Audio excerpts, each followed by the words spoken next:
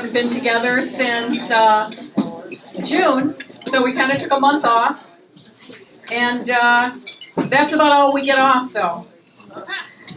Because the Democrats are still working in our country. They work day by day. They work day after day, month after month, year after year to destroy our country. And we often think like, oh, it's an off year. We don't have a major election this year. Wrong. We now know that we really have to work day after day, month after month, year after year. If we want to protect this country, in order to pass on the freedoms that we've enjoyed, if we want to pass it on to our children and our grandchildren, we have to step up our game. And I think like part of this that inspires me so much is President Trump's incredible effort. And how can we not be willing to step up and try to match or do whatever we can after all he put in? Oh my gosh. Wouldn't you guys agree? It's just like incredible. Yeah, let's hear it for Donald Trump.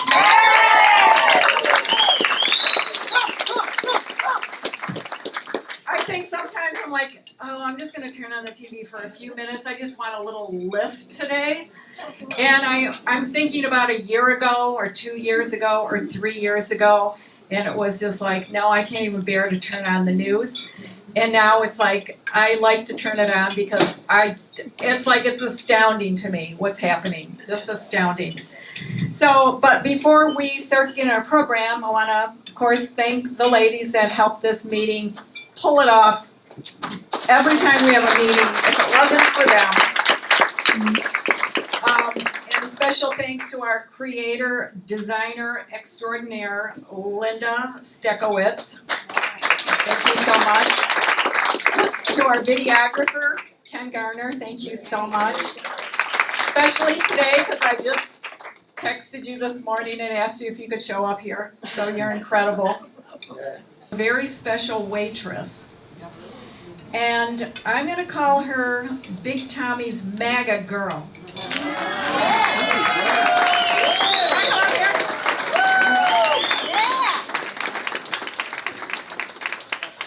Okay, so I'm not going to embarrass her by showing you her tattoo. But she actually has a MAGA tattoo. So we love you. Yes. I got it when he got shot. Oh, did you? Yeah, I was in the tattoo place when he got shot. You were like, actually, I walked out and I got calls that Trump got shot, and I got it. Awesome. Great. Thank you so much. You just got a bigger tip.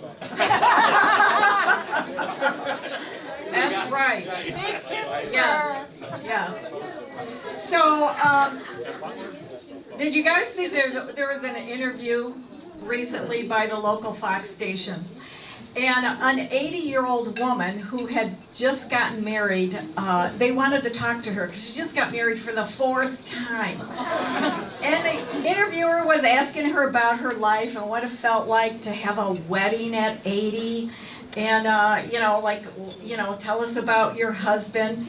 And she happened to mention that he was a funeral director. The newsman seemed pretty interested in that, and then he asked her if she wouldn't mind telling him a little bit more about her first 3 husbands. So she went on, she paused for a few minutes, she had to remember, this was a long time ago, and she said, well, her first marriage was to a banker. She was 20. She was talking about her second marriage, and that was to a circus ringmaster when she was in her 40s, 40 years ago. And in her 60s, she married a preacher. And now in her 80s, she's married a funeral director. So the interviewer looked quite astonished, and he asked why she had any explanation on why you have married 4 different men with such diverse careers. And she quickly answered, I married one for the money, 2 for the show, 3 to get ready, and 4 to go.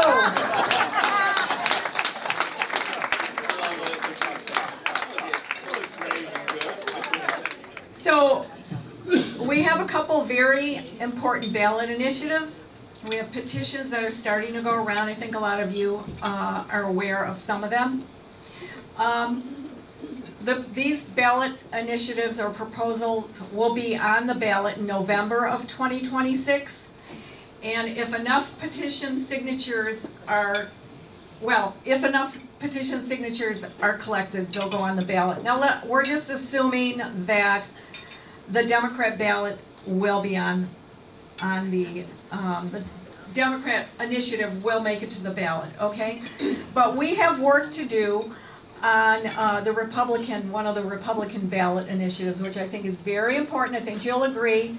Of course, it's the American Citizens Vote ballot initiative. We have to, and you know, you're gonna hear like, oh, we already have that. It's like, no, we have to secure it and spell it out because otherwise it will be ignored. So I'm gonna have Deb Oestreich quickly talk about RCV, which is the Ranked Choice Voting Initiative, which would destroy our state. It's gonna I started thinking about this, I'm like, if this was in place in 2024, we all would be forced, if you wanted your vote counted, and I think this is right, to vote for Joe Biden. Right. You would have to vote for Donald Trump as your first choice, if that was your first choice, but you would have to vote for Joe Biden as your second choice, or your ballot would not be counted. So this is how horrific this is. Deb, come on up. So we just want to make sure that you're aware of this and share this information. Deb is the chair of the 11th, and she's put together an incredible postcard. And do you have these on the table? No, I have them in the back to pass out. Okay, who has not heard of ranked choice voting? Oh, thank you for being informed and knowledgeable. All right, they're out in mass. I had some great representatives and delegates. Ferndale Market. Most conservatives would never go there, but I had a wonderful representative from Troy take postcards with her to the Ferndale Market and stood right by the ranked choice voting table and passed these out to every single person who was going to sign the petition. That's what it's going to take for all of us to get this out. I am passing these out. This is a design that my daughter and myself developed, and it gives you a complete explanation of what it looks like as a visual, but on the back we put QR codes that go to Jackie Eubank's video that shows how ranked choice voting works for those who don't know how it works. And then also the Foundation for Government Accountability is on here. And they have a ton of information on their website. So it's nonpartisan. People can look at it. I've talked to Democrats about this. They don't like it either, but they're afraid to say something in front of their friends. So I brought, I think I have 500, 600 postcards with me today. I separated them out in packs of 15. So if you can take these out, pass them out, mail them. We have a wonderful delegate in Farmington, Linda Sokovich, who actually took 60 postcards and mailed them to mainly Democratic friends and actually printed labels so they couldn't see it was her handwriting and mailed them out. Okay, now this is the thing. People are like, well, it's going to make the ballot anyway, but what a great way to plant a seed to let people know exactly what ranked choice voting is. We need to start now. We can't wait until next year or whenever whatever's going to happen. Please get people informed. The great thing about these postcards, I had them printed so that they're in a thicker cardstock. So if somebody sees it and they scan the QR code, ask them to take it and give it to their neighbor. Then ask them to keep passing it along because it has a lot of durability. I had it glossy on the front, writable on the back, so that they're multi-use. It's not to go in the garbage or the recycle bin. So see me afterwards. I'll be at the back table. I have a bunch of these. Just get them out to people, people that you don't think, are interested, want to know that their vote is going to count. And every time you go through ranked choice voting, as Marion said, if you don't rank, and I'm going to give you one quick example, I'll be done. In Pontiac, they had 7 mayoral candidates and I think 14 to 16 library board candidates in their August primary. The vote is very close.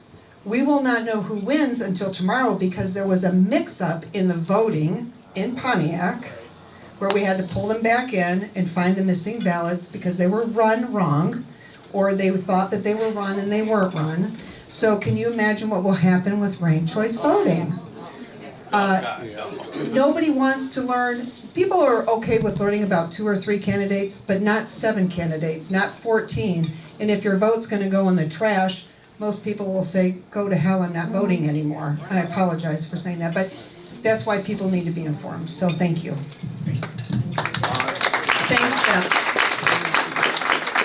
Deb, I have a question. If people want to donate to the printing of these, Yeah, just go on to the 11th District website, mi11.com. MI11CD, they can make a donation and it will go to help print those. Put a little note in there and I'll mark it off as it's for the printing. I'm so sorry. Okay, great, And I thank am getting them printed at cost, so our printer has been very, very generous because they're behind us also, so we're getting them really cheap and, willing to take input and get these out. Okay, great, so good to hear. Okay, so next we're going to hear from Jeff Schaeper, and he is going to tell us briefly about the Americans for Citizens voting initiative that we're all going to need to help in order to make sure we get that on the ballot. Jeff? Thank you very much. For those that don't know me, I'm Jeff Schaeper. I'm in Troy. I'm a precinct delegate, and also I'm a part of Michigan Fair Elections. And that started back around our co-founder's kitchen table right after the 2020 election. So something's going on here. So she felt she put this group together. We've grown and we've had major impact. A nation without borders is no nation at all. And I want to say one thing. There's 2 types of voter suppression. One is when you prevent a citizen from voting, but the second one, and far more insidious, if you allow a ballot to be cast that's invalid and canceling out the vote of a legitimate U.S. citizen. That's the second type, and that's the type that we worry about. Now, we all know about the Chinese student in Michigan who was registered to vote that same day, cast his ballot, went back to his dorm room. All his friends said, dude, you did something wrong here. So he wanders back to the voting center and he said, can I have my ballot back? I'm really not a U.S. citizen. And he said, well, it's in the tabulator. Sorry, it's done. And they only found out about it is because he went back. Otherwise, they didn't know. So, that's an instance of voter suppression. April 3rd of this year, Benson issued a press release saying, we checked our voting rolls, and we think there's 15 more instances of non-citizens voting. 15 more. And she sent it off to the AG Nessel to look for possible prosecution. To date, we've heard nothing. We've asked, where did these votes get cast? How did it happen? Nothing. We FOIA'd for that information. And as our Transparency Secretary of State says, it's all murky and opaque. And they claimed in this thing that it's, 15 votes is really rare. It's extremely rare. We shouldn't really worry about it. Well, I like rare to be used on how my steak is cooked and not how my election processes are run when it comes to errors. It's cooked as well. So, yeah, and it's cooked well done. They like to cook the books, that's for sure. So, what does it show? It shows that this state doesn't adequately prove or check for citizenship. So that's what we need to do. That's what this petition is all about. One thing that we can say very quickly is Jocelyn Benson is a voter suppression. We can say that. So, anyway, we've got this petition out. We need about 611,000 signatures coming out real soon, and we need one by October. We had a kickoff event last Tuesday? Last Wednesday. And we have petitions in the back table where Deb is sitting, and you can grab up to 10, and we'll need your name and your number. This is very, very popular. It is a bipartisan issue. Over 80% of people want only U.S. citizens to vote. So we can put it in our Constitution and we can enforce it. Now something, a little side note very, very quickly. On July 21st of this year, the Department of Justice sent a letter, a polite letter, to Jocelyn Benson saying, tell us how you maintain your voting rolls. Seems kind of screwy. And I just want to say, with Michigan Fair Elections, we sent a report to the United States Election Advisory Commission detailing all kinds of irregularities on how Benson conducts elections here in the state of Michigan. And when you read that letter, you can see where it kind of follows our list of irregularities. So don't think that you are powerless. Don't think that you don't have a voice. Don't think that. Just get these petitions. Get them signed, and we'll contact you.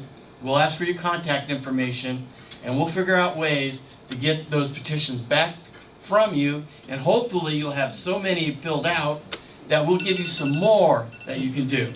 Thank you very much, and we'll see you in the back table.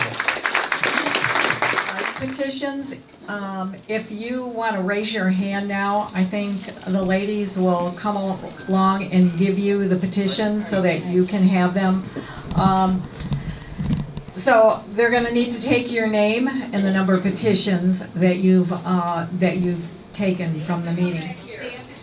Oh, they do. You do want them back there? Okay, a little bit of change in plans. Darlene? No. Wait, you guys can wait. We'll try to expedite that as quickly as possible at the end of the meeting. Maybe we'll do it we'll have you raise your hands during announcements, or you can go during announcements as we're making them, so that we don't want you to leave because the line's too long, basically. Okay, so hang in there for us.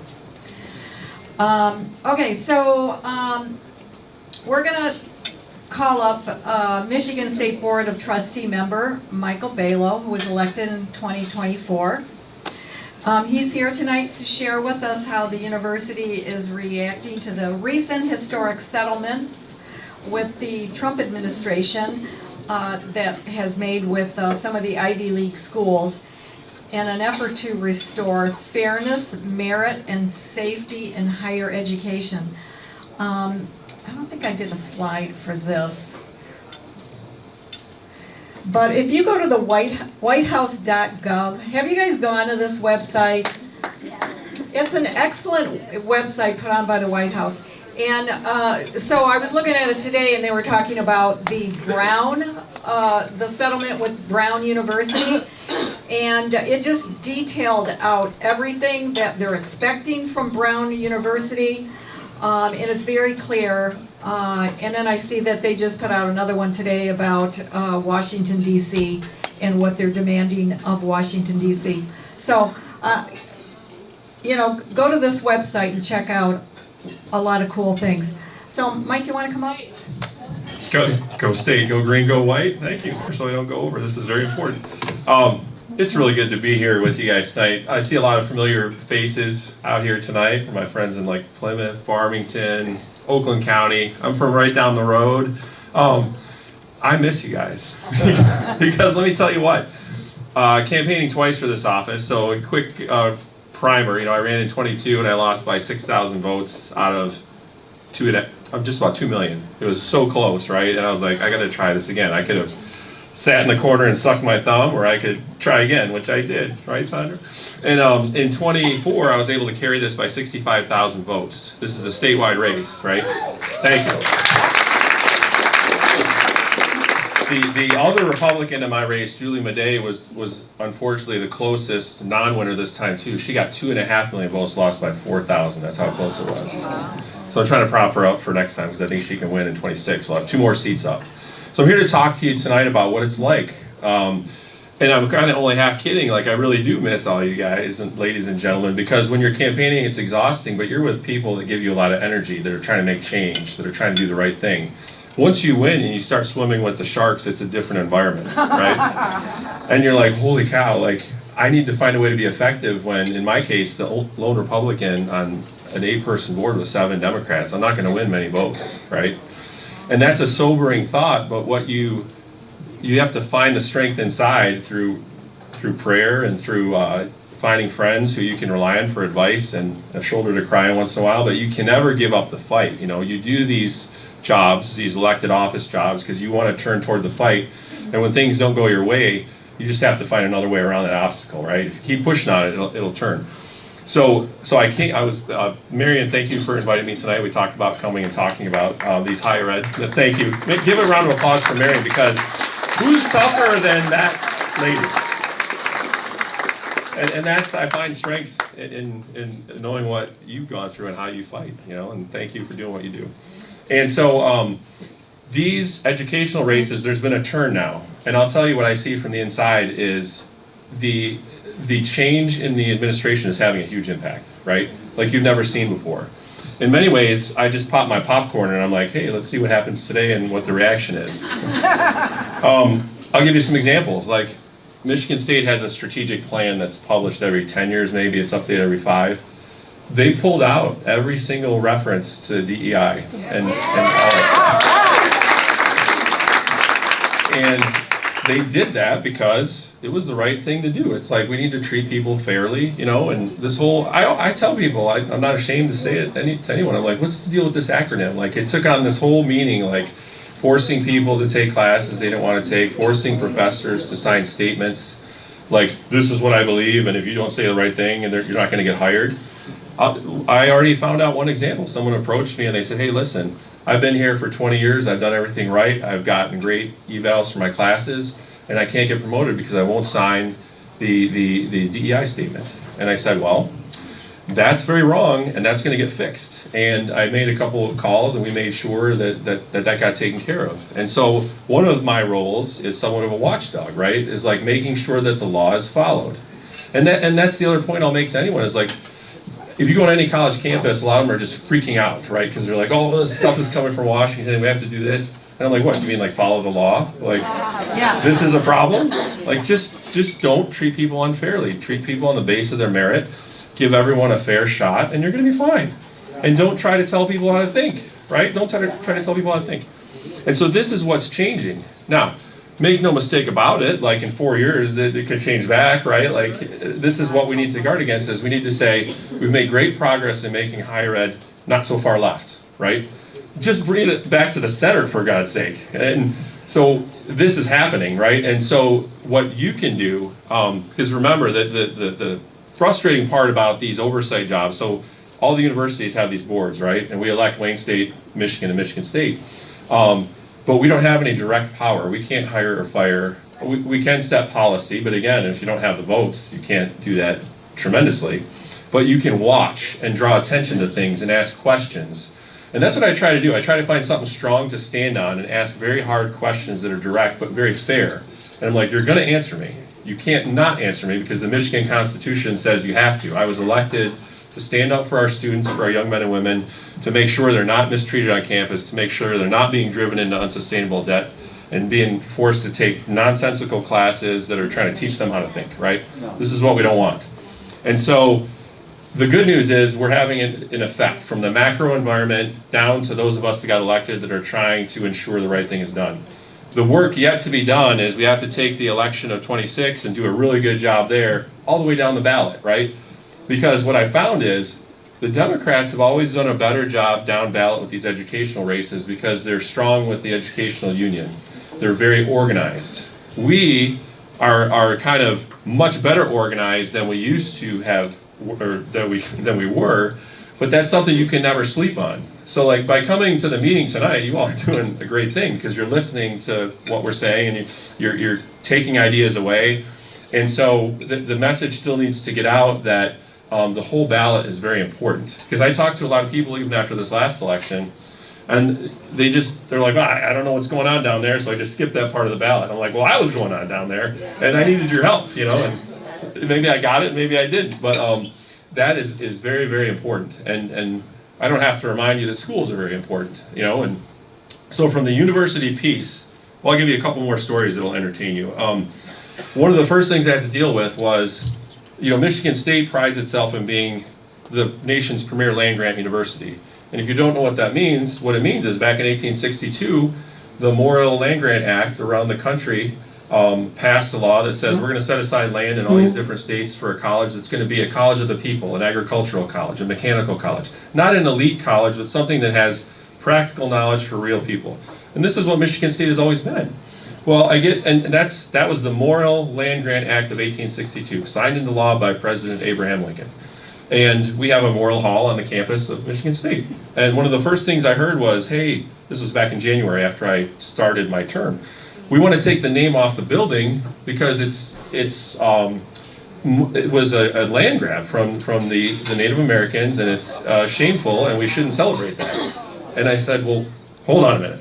I said, absolutely, I agree that the American Indians were treated very shoddily throughout history, and that's something we can talk about. But you're going after this guy? Like, he was a senator from Vermont who did something very good. He helped establish colleges that educated hundreds of thousands of people over the years. And he didn't own slaves. Like, he didn't take any land from Native Americans. Like, in Michigan, the land treaties were done by 1820. This was signed in 1862. And I said, if we take that name off the building, are we going to stop calling ourselves the nation's premier land-grant university? We can't do that, right? This doesn't make sense. And they're looking at me kind of like, well, we're not used to being asked these kind of questions. And I said, I'm just saying it doesn't make sense. I'm not trying to be a jerk about it. Like, let's talk about this. Well, they didn't want to talk about it because they couldn't win that argument. And lo and behold, it didn't come back again. It kind of got quiet. So I'm like, well, maybe they heard what I said, and they're like, what he's saying makes a lot of sense. And by taking a name off the building, that's just virtue signaling, right? That's just saying, hey, we did something good, but what did you really do? Like, you took someone's name off the building that arguably did something great, and you're trying to solve a problem that you can't really solve, you know? So that's the kind of stuff I look out for. And I like to think that by raising the objection, it helped carry the day there. But it could come back, I'm not gonna lie, you gotta be on guard. I already told you about like the cancel culture thing. I told the president who's new up there, I go, listen, I'm not trying to make your life difficult, but you be honest with me and I'll be honest with you. I said, don't ever let you're hiring people for professors do a screening method where you make them sign these statements saying like how they think. And if it's not liberal enough, you're not gonna hire them. Because this is what's been going on across the country, right? And it's wrong. He understood that, and that's something I'm watching out for. The trick is that school is 52,000 people, right? So you can't be everywhere all the time. You have to have people tell you, hey, this is going on. Some people have come up to me and they're like, we're glad you're here, you know? And I'm like, you don't have to whisper, it's okay. I got an 8-year contract, they can't fire me. You know, and I try to have fun with it because they'll look for any excuse to say, hey, this crazy Republican, he's being too rough or he's being angry. I'm like, hey, I'll get along with everyone. Come here and give me a hug. I just want to talk about what's real here. Let's talk about the facts and what's right for the young men and women. And when you put it that way, you get a lot of people that come over to your side that say, yeah, you know, you're kind of right. Like we need to really look at how we're doing things. So again, the watchdog role is very important. If you can't win a lot of votes, and we need to win votes because we need to find more good candidates to win this race at all these colleges, right? So that's just, I'll be back to talk to you again about that in the future, but just take that away. It's very, very important. I told Marion I would talk briefly about the One Big Beautiful Bill and how it affects K-12 education, and that is something that I'm not going to put myself forward as an expert on because I'm focused on the higher ed piece, like college, and the politics in that, and the funding of that and everything. But within the one big beautiful bill, there's something that all the states can opt into a tax credit that would allow for parents to make private school choices. You know, let the parents pick the best school for their children, and there's a financial way to do that within that. But the states have to opt into that, right? So, and it's like at the governor level, I think. So we have a situation here, right? And we need to like push for that in this next election to make that an issue in the election for everyone running for governor, to say, hey, whatever you do in your basket of things that you're campaigning on, it better be something that takes care of families and how they want to educate their children. And this is a part of that. So that's something for you to research and take away. And I think in the future, you might have someone from the State Board of Ed that'll come talk about that. But I just want to throw that out there. Look, checking my notes here, and I'm going to give you a chance to ask some questions too. And yeah, like, it's hard. Everything great is hard. Otherwise, everyone would do it. So like, as you're going out there, and if you're thinking about running for office, or your neighbor's thinking about running for office, and they're on the fence, encourage them and say, I mean, look at me. I had never run for anything before. Sure, I lost once, but then I won a statewide race, and it felt pretty darn good. And if you put in the work, you can make a difference. You know, you really can. And I would say too, like some people think, well, what's the point? Like if you're getting elected to somewhere that you can't get the votes or whatever. And I'm telling you, you can. If you use your voice strategically, if you try to make relationships with people to say, hey, I'm here, I'm paying attention, I'll help. If something nonsensical is going on campus, like the whole, for God's sake, the men's and women's sports thing, like I know that was a huge election issue, and it's still out there, right? And that should never be allowed.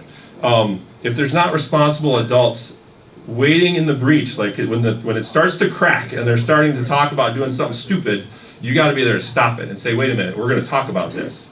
This is not right. And I'll talk about it publicly. You know, that's what I found too, is people, they're pretty cocky and strong, but you're like, no, let's talk about it in public. Let's go get some more people in on this. Well, they don't want to do that, right? Because they're afraid, because they're like, they don't want to look bad. And that's a very powerful thing. Like if you're standing on something that's strong, don't be afraid, you know. So with that, I want to say again, it's great to be here. I don't want to disappear. Like I won, and I got a lot of support from a lot of you, and I'm still around. Like I want to come around and talk to you once in a while and hear what you think. And if you hear of something in higher ed that's nonsensical, let me know about it. You know, I'm very reachable. So we've been working very hard to increase the number of election workers. Our pilot program was in Detroit. And so for the August primary, we were able to, we actually met with the Janice Winfrey, the clerk in Detroit, and her full army of 9 generals in June, and we came to maybe a meeting of the minds, but we're not naive. So we actually had 440 Republicans hired to work the election.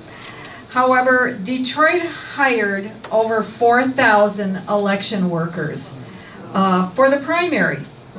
So our numbers are still woefully low, and until we can say to them, like, we just had 1,500 people apply and you didn't hire them all, it makes it very hard for us to have that argument. The Michigan, the Democrat-dominated Michigan Supreme Court came out with a ruling maybe 3 weeks ago that said, yes, Republicans do have the right to sue a clerk, a municipality, for not working to achieve parity. So that gives us a really big stick. But once again, we have to have the people to apply to work at these positions. And we kind of have an understanding now. Our goal is to try to get more workers in these cities. There's like 6 areas in Michigan that we're trying to increase the number of election workers. And we're trying to increase that for the 2026 election. Well, one of the things that we found out at this meeting is they kind of like have a deadline of mid-March of 2026 for the November election. So I think so many of us think like, oh, a month before I'll send in my application. You're too late. We had people that applied in April and they were told they were too late. So I just want to lay that out there. We cannot complain about parity until we have large numbers of people apply for these positions. It's a paid position. They're not going to send you any place that you're uncomfortable. I hope that our next speaker will address this a little bit. But I think that the work that we put in last year made a difference at some of the locations, at least in Detroit. You can visit, you can apply now, and it's not a bad idea to get yourselves on their list of potential people to work these elections. So you could go to, and it's like right now the top of my head, I know that Pine does this also, but you could visit the Michigan Conservative Coalition website, and right at the top is how to apply. The important thing about going to PIME or Michigan Conservative Coalition is that we then have a immediate record too of you, and we can track you through this process to make sure that you're not skipped somehow or you fall through the cracks. We'll have a record that we can submit also to Detroit, and we have you on our list if we need to take any legal action. So please keep that in mind, and let's increase our numbers. So moving on, our next guest is Patrick Colbeck. He's an American engineer, author, statesman, former Michigan State Senator who represented communities in Wayne County and served as a member of the Senate Republican Caucus leadership team. He is an accomplished aerospace engineer. No, because people should be reminded of this. Prior to his public service, he applied his aerospace engineering skills to design systems that are now used abroad in the International Space Station. Patrick? Don't get too excited. So he's also recognized, and this is why he's here, as one of Michigan's top election integrity experts. He's a frequent guest on national TV and radio programs. And he continues to investigate what happened in 2020 and what needs to be done to secure our future elections. Now, I also want to mention that in October, he was hired, of 23, he was hired by Mike Lindell to serve as the Chief Operating Officer for Lindell Management, tasked with implementing the plan to secure the 2024 elections. Now, I will never forget. You know what I'm going to say? No, I Okay. think I know where we're headed. I arrived downtown Detroit Wednesday after the election, after the 2020 election. Pat, you looked a mess. He had been up all night. He couldn't even speak. He was hoarse. He's like, here, you got to start like telling these people this and telling these people that are going in there. So I'm like, okay. So he gave it his all. You gave it your all. So this is, we were trying to give out instructions before we were all locked out. Now, without an attorney general that was willing to conduct an investigation of the 2020 elections, it's taken 5 years and the miracle of winning the last election to place an authority over the most crooked Secretary of State in the country. And Patrick's here, of course, to share some of the, I'm not going to spill the beans, but exciting, I think it's exciting, updates on his efforts to expose the truth of 2020. So with that, I would like to welcome you to the stage. Thanks, Marion. And she shouldn't undersell her role on at the TCF Center and getting people rallied and getting all the people out there as poll workers. I mean, literally, we wouldn't have had anybody overseeing these guys if it wasn't for her efforts. So, thank you, Marion. And I'm going to start off with the parity at the polls and why should we get more poll workers. All right, just so I can make sure I address that out of the gates. If I get my way, if other meddling kids get their way, if Mike Lindell gets his way, in this upcoming election, it's going to be very important to be a poll worker because we're going to be doing hand counts of paper ballots. All right? So start gearing up right now. And I'm telling you, that's not a pipe dream anymore. If you pay close attention to the executive orders that have been issued by President Trump, if you pay close attention to the statutes that are currently on the books that prohibit the import of critical systems that include components from foreign adversaries like China, these machines never should be in the United States at all right now. They shouldn't be in place at all. So be prepared. It's very likely we're going to be doing hand counts of paper ballots in this election. We need poll workers because we sure as heck can't count on Democrats to count anything above 10. All right, so there's a lot to go over. I'm going to do a lot on there's a lot of, I mean, most of the media that everybody hears, all the headlines are coming out of the federal government, not out of the national scene. So we're going to talk a little bit about that. But we're also going to hit what's going on at the state level because there is a lot of good stuff happening at both levels, frankly, and I want to make sure you guys are fully informed. And Mike, when you go into these environments with these liberals and progressives, you actually have one heck of an advantage because they don't know what the heck they're talking about, and they've been talking so long in an echo chamber that when you actually challenge them with the facts, they do not know how to respond. And I'm telling you from experience. Back in 2016, 2017 timeframe, I think it was, I volunteered I sent a letter to the State Board of Education saying when they were introducing their new social studies standards. And I cited 15 problems with what they were putting out. I could have done a lot more, but I said 15. And I said, and they, to their credit, they brought me in on a focus group, and I was outnumbered 10-1, similar to your 8-1 tally, right, or 7-1 tally. And I'll tell you, I just said, I only got 2 rules for the conduct of this focus group, that whatever we come up with for a standard has to be accurate and it has to be politically neutral. And you know what? All 15 of those points we won because we had the facts on our side. These guys are unarmed and they're not used to fighting in the realm of ideas. So guys, we can take them out every single time, but just you gotta be fearless. All right? All right, so speaking of fearless, all right. Buckle up. I'm going to try to go through this as fast as possible so we can get as much time in for questions at the end here.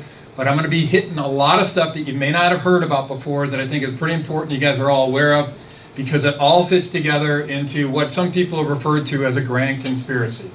Because, listen, this is a lot deeper than even I thought when I started off on this. This is, when we came out of the TCS Center, I was just sitting, frankly, my voice was gone, I was tired. And you don't see everything that was going on the bigger picture and the national scale.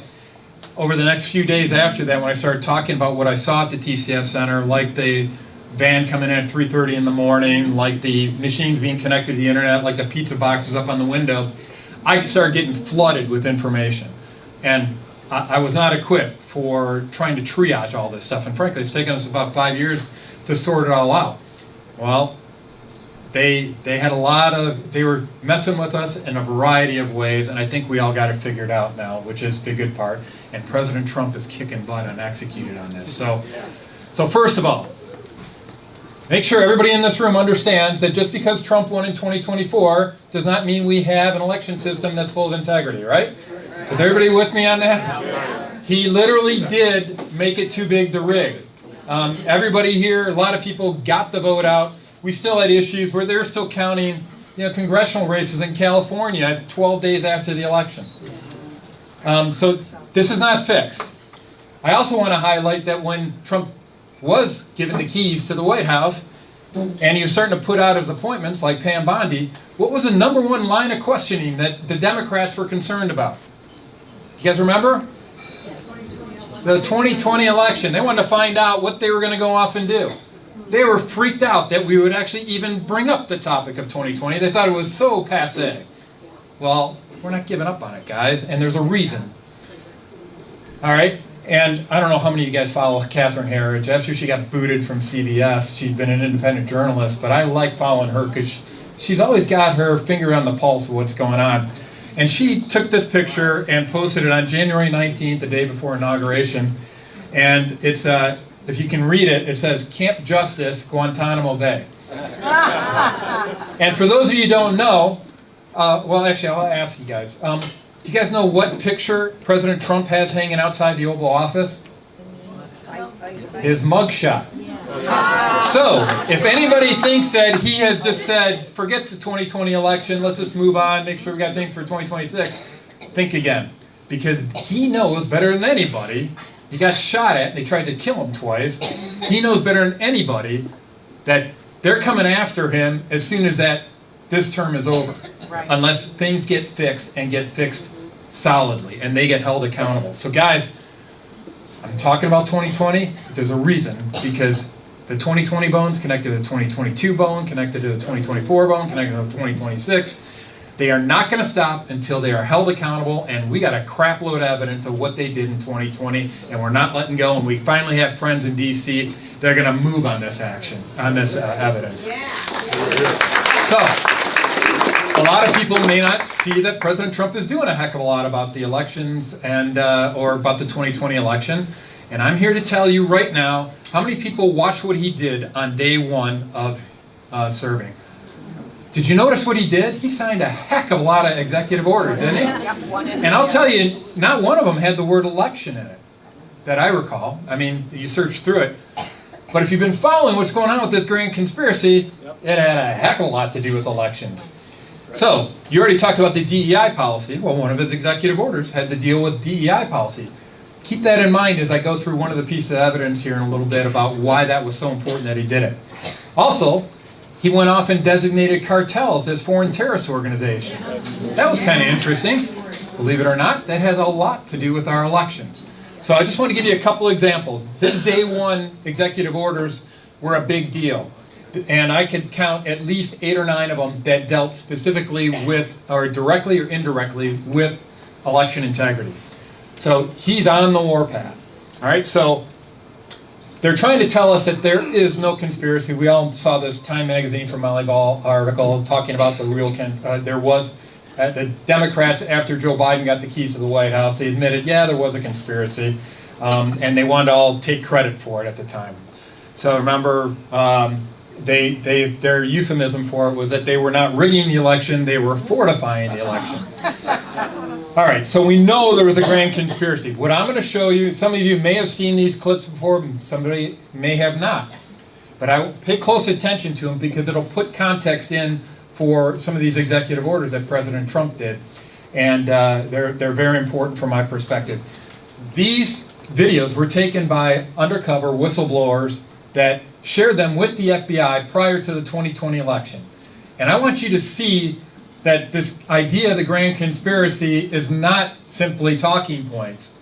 These guys were actually planning insurrections, the real insurrection on November 3rd, not on January 6th, and you need to see this.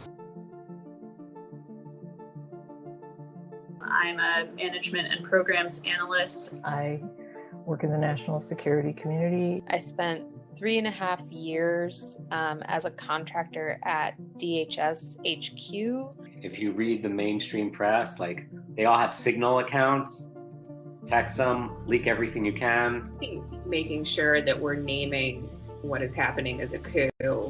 Totally agreed. In the shutdown DC conversations that I've been having, and that's not on the federal side, we also are often saying, like, call it a coup. Do we have any plans for how to respond if there's a coup? On the 5th, we're going to shut down the White House. Map the White House and know every access point so we knew we could blockade it. On the 6th, we're going to shut down larger parts of Washington, D.C. We've been working on a target map and a framework for scenario. So where are all the police stations? Where are all the key government buildings? Who are the Trump boosters? Members of Congress that are coming in, we're going to meet them at the airports or at Union Station and send them back to where they came from until we deal with the situation that we're in. We are going to be in a crisis, but we want it to be one that we are creating. Whoever's got the guns can win. Let's take over the buildings. If there are people that are willing to do that, we should support them. Get ready to shut your city down on the 4th or the 5th. We're going to see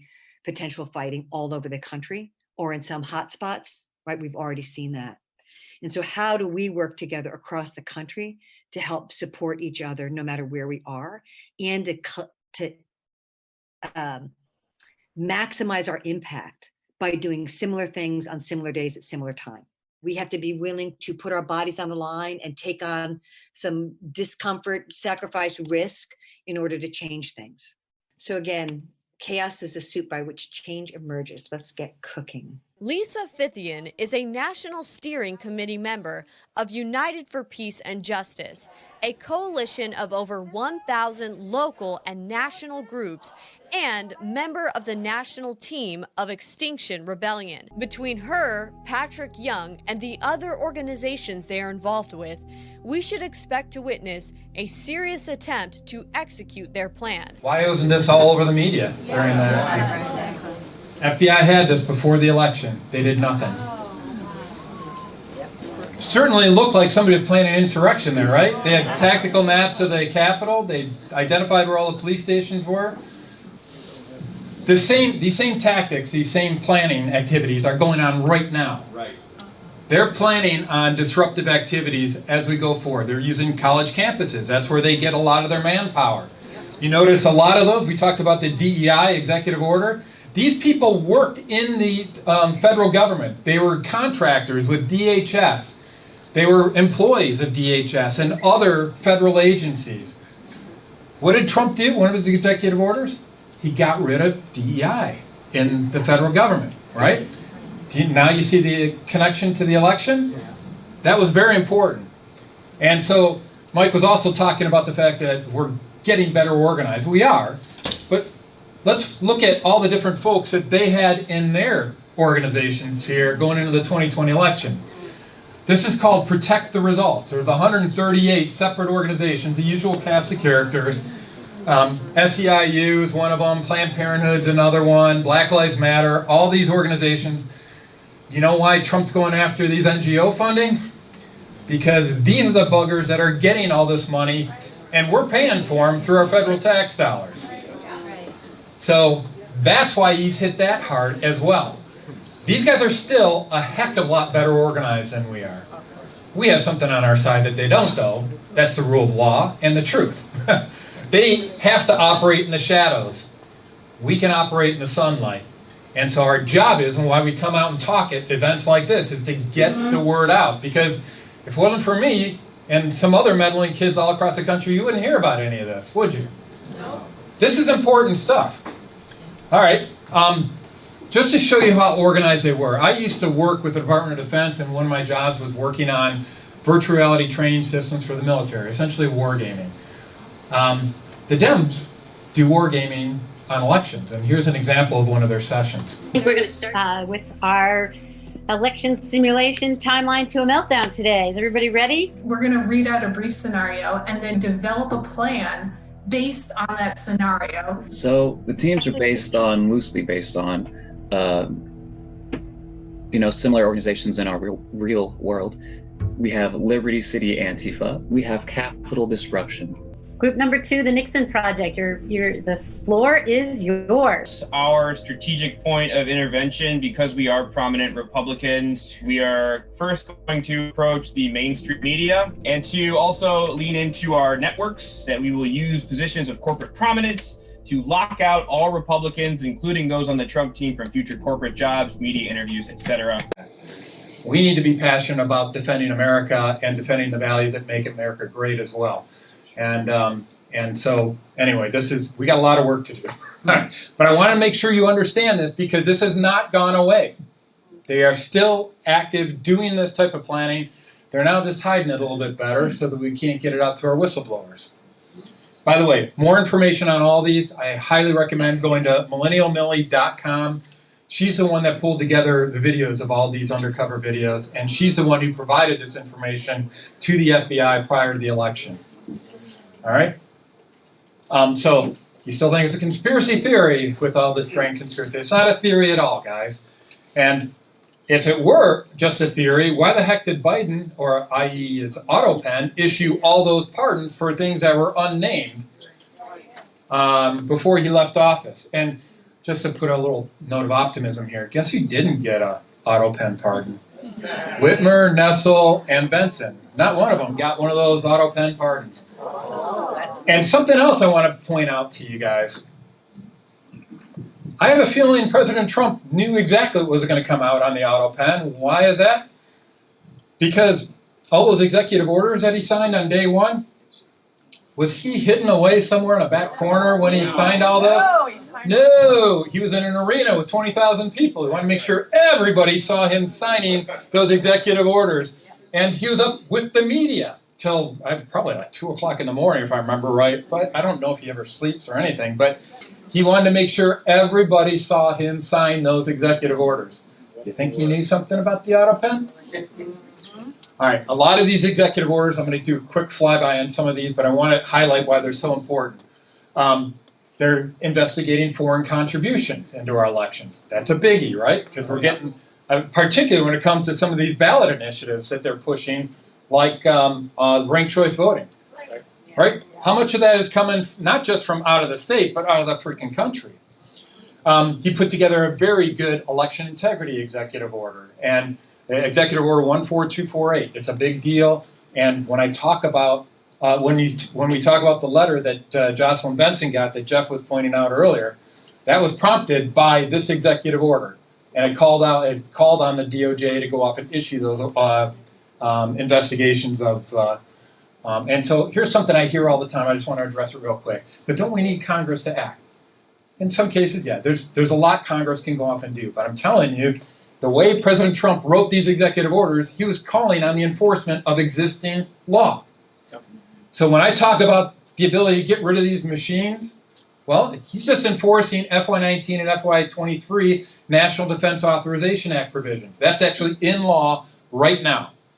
So it's not true that he has to implement new laws in order to enforce it. We just need somebody that's focused on enforcing existing law. Now, there are some new laws I'd love to get in there, and but I'm telling you, don't let that slow you down at all. We got plenty of stuff we can work on with existing law.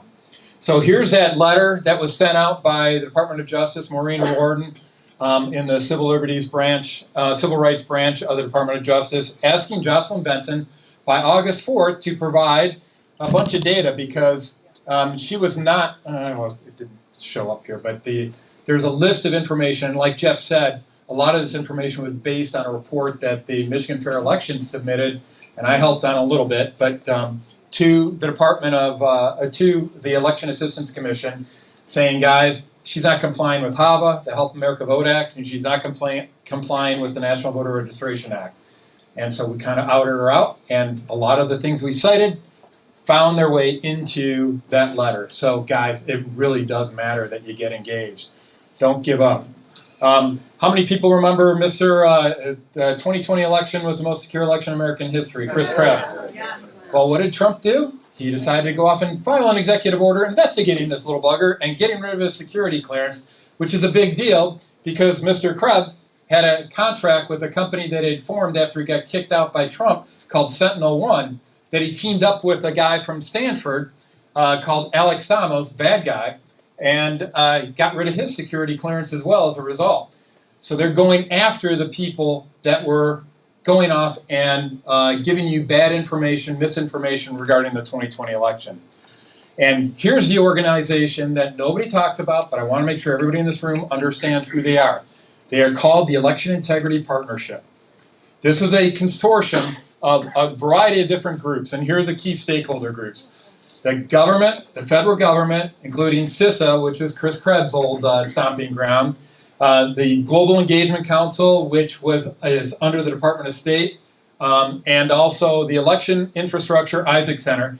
Federal government was, through this Election Integrity Partnership, was actively censoring Americans and preventing them from discussing election fraud all across the country in the wake of the 2020 election and in the lead up to the 2020 election. And by the way, they have a sister organization called the Virality Project that did the same damn thing for COVID.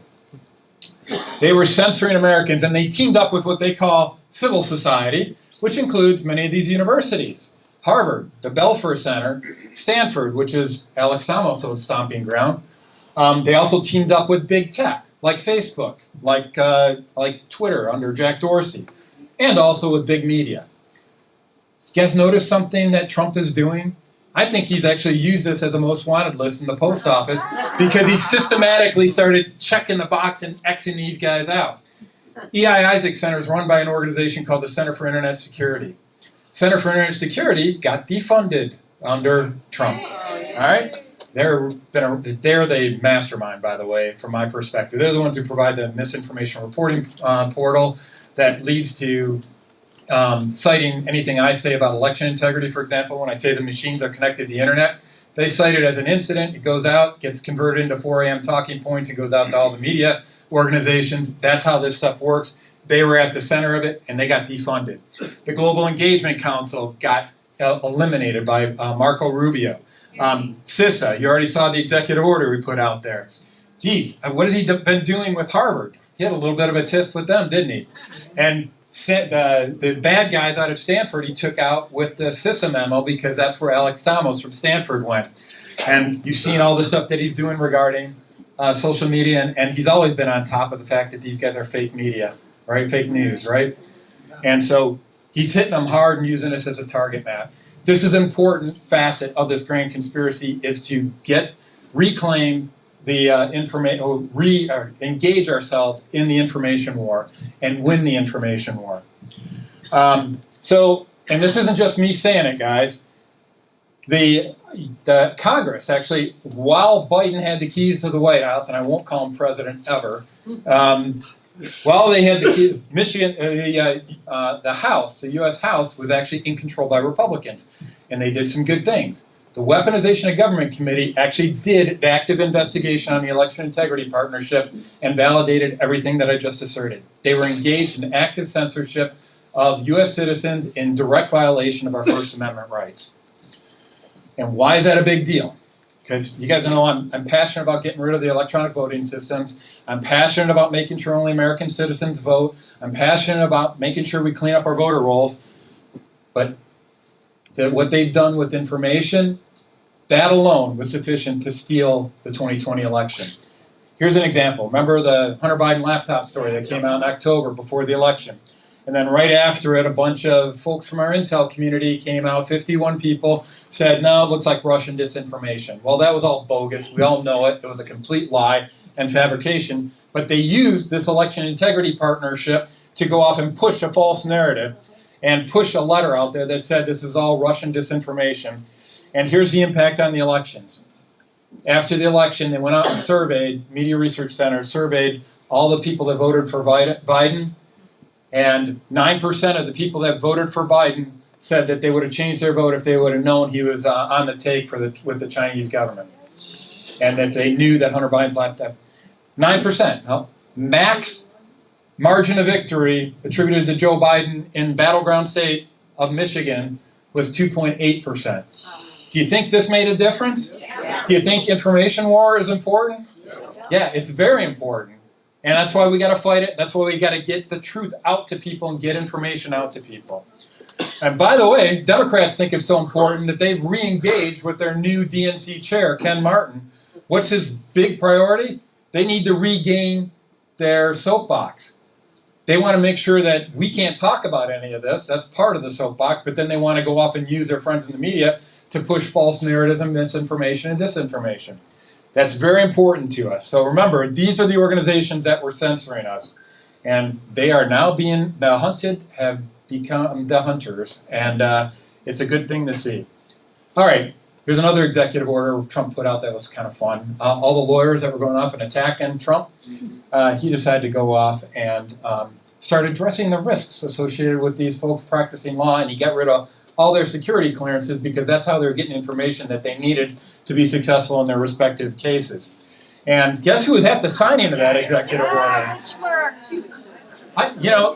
At first I thought this was Photoshop, right?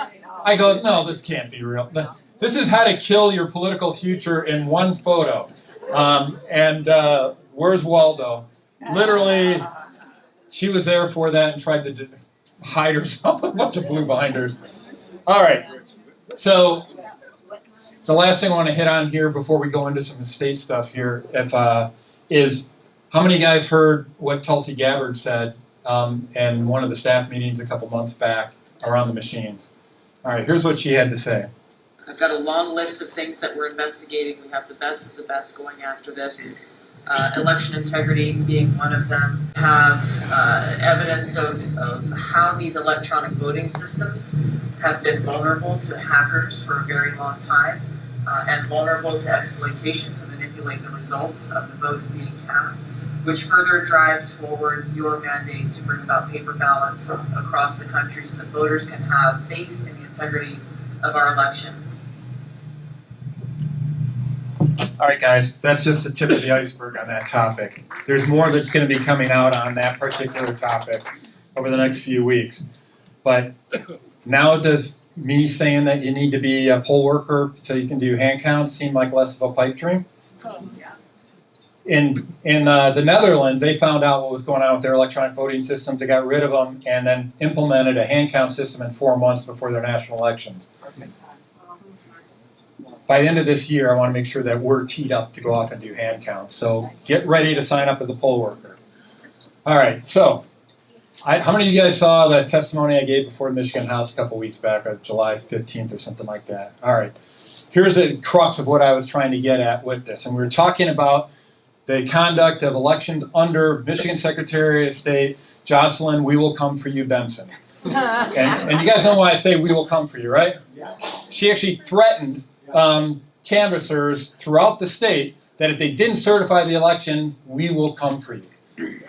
That just so happened to violate a law that the Democrats had recently passed in, which is intimidation of election officials. So she's got about 336 counts of violations of that law.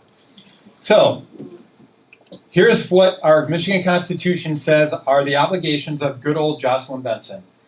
She's to ensure the accuracy and integrity of our election. So I walked through examples of inaccuracies, and my favorite, I'm just going to highlight that in the sake of time, is that to this day, if you go off and ask how many people voted in the 2020 election, and you look at the voter rolls and get a list of the people who voted in the 2020 election, you're going to find out that over 350,000 fewer people voted than ballots cast in an election decided reportedly by 154,188.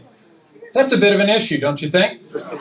And that's not a case of saying, oh, you know, we just had to start deleting them and stuff like that. No, under Michigan law, they're supposed to be maintained in the qualified voter file for a period of no less than 5 years. So clearly she's got issues. And then I put a whole bunch of integrity concerns, not the least of which is the fact that Jocelyn Benson has been found to have issued unlawful election guidance by 7 separate courts. And then in order to stem the tide or stop the tide of her losing in these courts, one of the cases, when it was on appeal before the Michigan Supreme Court, Jocelyn Benson decided to issue an $82,500 donation to Justice Bolden, who ended up writing the majority opinion in her favor after being shut down unanimously in the lower courts. That certainly seems like a bribe to me. And that is a lack of integrity. So that's who we're dealing with Jocelyn Benson in this upcoming election. She needs to be exposed. She is literally the most lawless Secretary of State in my memory. And I'm not going to just tell you this. I'm going to let her own legal counsel in the O'Halloran v. Benson case state what she said during her testimony before the Michigan Court of Appeals in O'Halloran v. Benson. I don't think we would want to create a war between the branches, and if there was something telling us to do something, and we thought it was okay, we would probably do it. But if it really came to push, this is, conflicts with the Constitution, or this isn't something that we can really do because we couldn't really control it, or it's a bad idea, we might just choose not to do it. Right? You could leave that statute sitting there, and we would continue to issue instructions and give guidance, and somebody then would probably sue us. It costs money to go off and sue her. It costs time. It costs resources. She essentially has said that Michigan Secretary of State, the chief election official in the state, says that she only follows the laws that she agrees with. That should scare the heck out of everybody here. And good old Michigan Attorney General Denny Nussel, when she issues instructions to law enforcement about the elections, she conveniently leaves out half the statutes. As a matter of fact, she left out all the statutes around poll challenger rights the last time she issued that. So anytime a poll challenger says something, police officer thinks that they're disturbing the peace and disturbing the poll worker, and they get arrested. Meanwhile, they're just enforcing their own rights that are documented in statute. So we got some issues here. And then, this is something that I hope overturns your alternate slate of electors case, personally. In addition to the fact that the 2020 election was never lawfully certified, because Wayne County was never lawfully certified, and I've got all the paperwork and receipts to verify that. So the idea of an alternate slate of electors makes perfect sense in that case. The fact that the Michigan Bureau of Elections director decides to overstep his authority when he asserts directives to election officials also gives credence to the fact that they should be dropping the case against the 16 electors. It never should have been tried in the first place, because we caught him in a bold-faced lie. And there was a court hearing today on that I got feedback, Jeff, I got it from one of the lawyers involved on that said it went very well. We have grand jury testimony from Jonathan Brader that asserted he had all kinds of authority to go off and punish Attorney Stephanie Lambert, Clerk Stephanie Scott, Attorney Matt DePerno, and former State Rep Dare Rendon. And when he was cross-examined outside of the grand jury, actually during the pretrial hearing against those four individuals, he backpedaled on what he said his authority was and effectively committed 7 counts of perjury during his grand jury testimony. So, what should be happening coming out of Hillsdale is that not only are the charges dropped against those 4 folks, but Jonathan Brader should be charged and indicted for 7 felony counts of perjury. So that's what we're working on. So, there's a lot of good news that's happening, and one piece of good news is around the Michigan House. So guys, we've got some folks that are stepping up in the Michigan House to do the right thing, starting with Speaker Matt Hall. And this is a surprise to me because I didn't think he was going to do this, but he did it. And he issued, when they created the rules for this Michigan House session, they gave permanent subpoena authority to the Michigan House Oversight Committee, which is chaired by Jay DeBoer, who's a former county clerk. That's a big deal.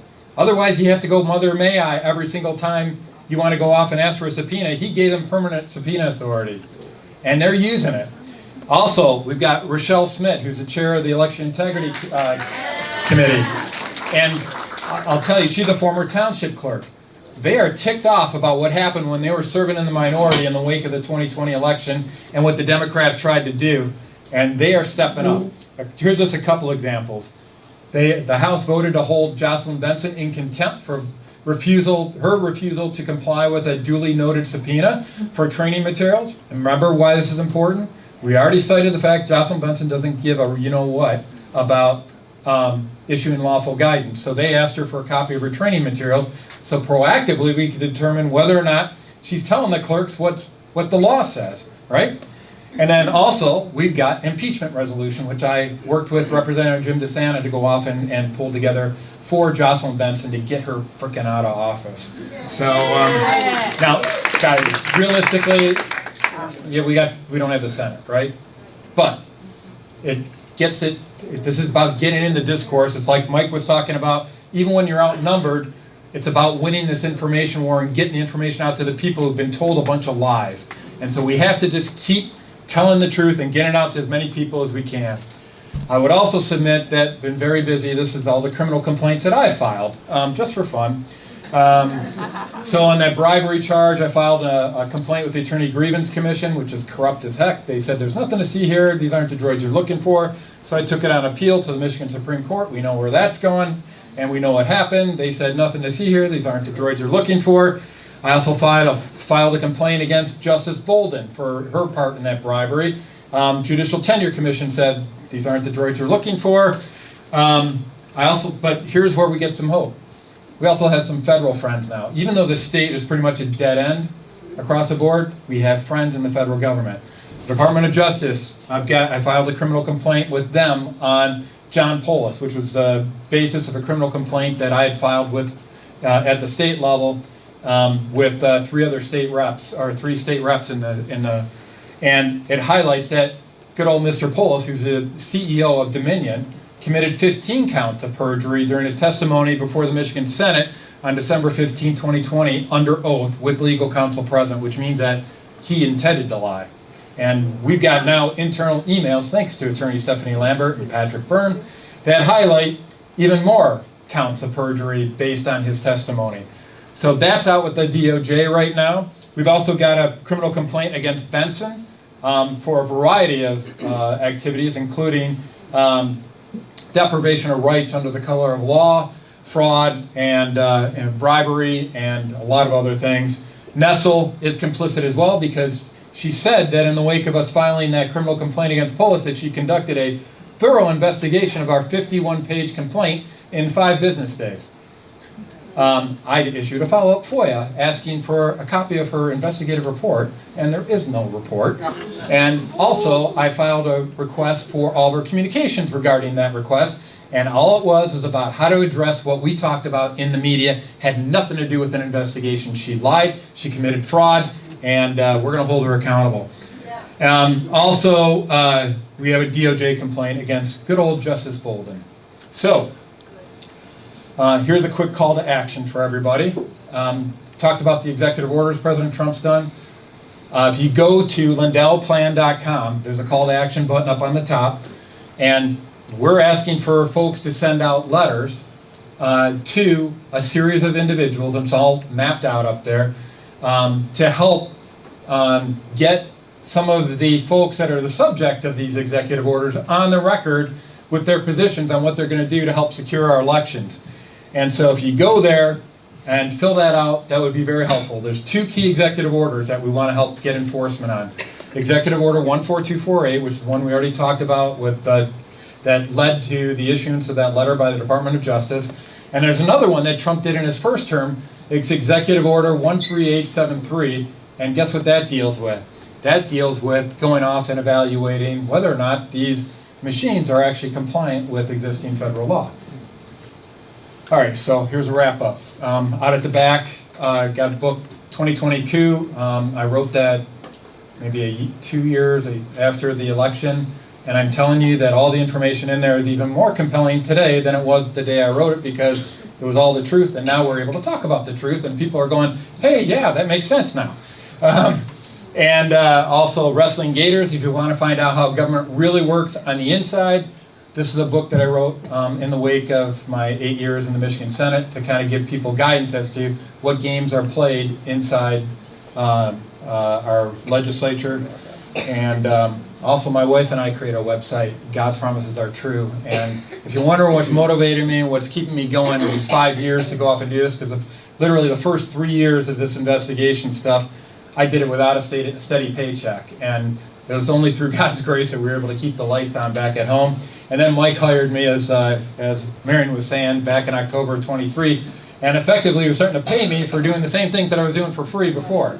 So it's been a blessing, but that's up there. And I'm telling you, up at the top of my Twitter feed for the last couple of years has been Psalm 37, which says, in effect, here's a paraphrase, don't fret when evil people succeed in their ways, for the righteous shall inherit the land. And I'm confident, more confident than ever, that indeed is going to happen. The righteous will inherit the land. These guys are going to inherit a cell with an orange jumpsuit. So thank you guys for your time.